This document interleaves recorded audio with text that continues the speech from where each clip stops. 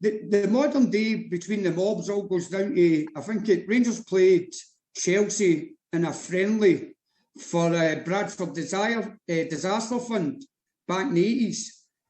But if you look even back, Rangers provided the opposition for Chopper Harris's testimonial. I think that was way back in the 70s. So there's been a connection there.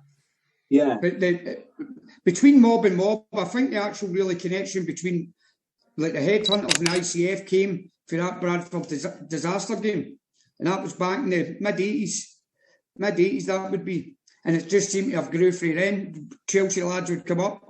And Rangers fans, I think, have always been quite interested in Chelsea even before that. Most Chelsea fans share the same sort of ideals as Rangers fans, like Britishness and behind the services. Yeah.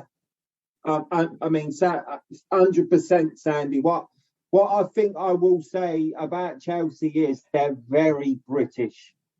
And obviously that's the same ideals as Rangers. You spoke about the Bradford disaster game. Could you tell us a little more about that, mate? See, to be fair, I was maybe a wee bit too young to go down, but I remember we played we played a friendly down at White Hart Lane as well in 1986, and I think against Spurs. Graham Souness hadn't long come into the club. We'd just signed Terry Butcher and that, and I think a lot of Chelsea lads joined up with Rangers down there as well, and that just sort of cemented it. But I'm very pally with a lot of the boys down there. Some are sadly no here, like Big Pat Dolan, who was a good friend, God rest him. The twins and that down there, and we've got a lot of the youth, like Ben Wee, Liam and all that. They're very good boys. Very, share the same philosophy, and they're good lads. So you've always been welcomed at Chelsea then? Yeah, I've never had a problem down there and up here. I've been away with Chelsea as well, Barcelona, and I've been away. There's some boys that are season ticket holders not down there. I would say I'm more concentrating Glasgow Rangers, and plus I used to do a lot of coaching that, so my time was kind of quite limited. But there's boys that will go down to all over Millwall. I mean, Millwall's got a big support amongst the West Ham, Man City. I mean, the Rangers fans go, and there's like Anglo-Scots down there all over England that's passing on the love for Rangers as maybe their second club or whatever. And obviously because I think Rangers, because we're so we call Rangers the quintessential British club up here.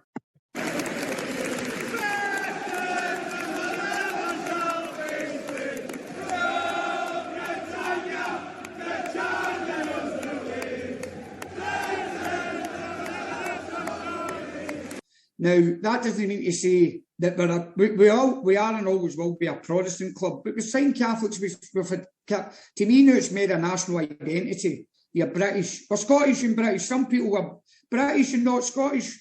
Some are Scottish and British. That's fine. You've got to buy into the ethos of the club is that we do see ourselves as intrinsically British.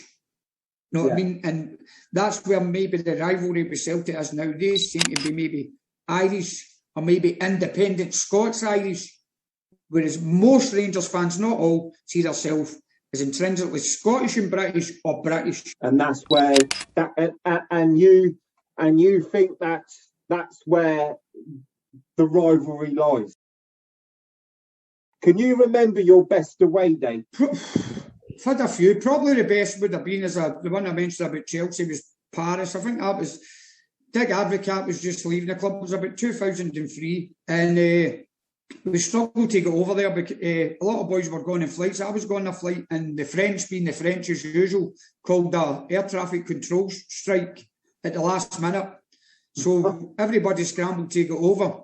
Yeah. The Paris, as far as I know, have had a crack mob. They rarely get. I don't know if they rarely get turned over at home, but I know a lot of English clubs have came in and stuck there.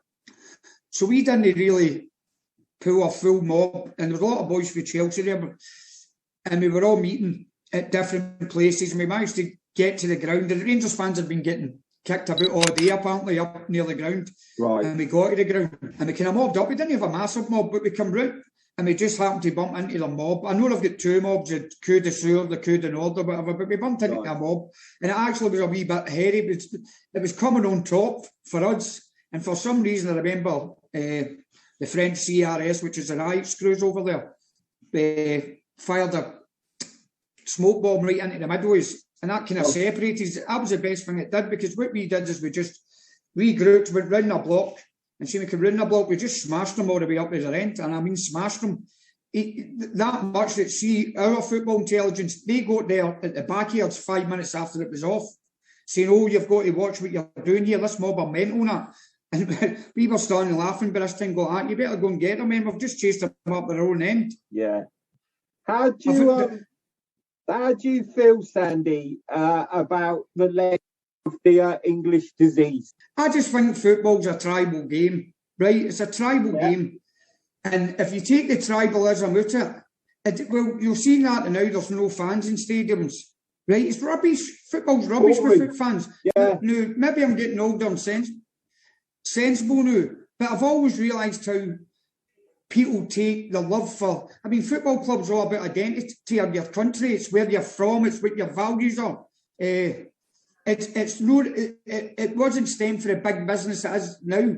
I mean, football would like you to just sit down in a game, clap your hands when the opposition score and shake everybody's hands. Now, I get in the modern world, in the woke world now, that's the way the world's going, but that's not football. Football is a tribal game, built on tribalism, built on proud for your badge, your colour, wherever you came from. And that, I mean, the English disease... Some people actually make the argument to me that football hooliganism makes the game safer now, because you can identify who football hooligans are now.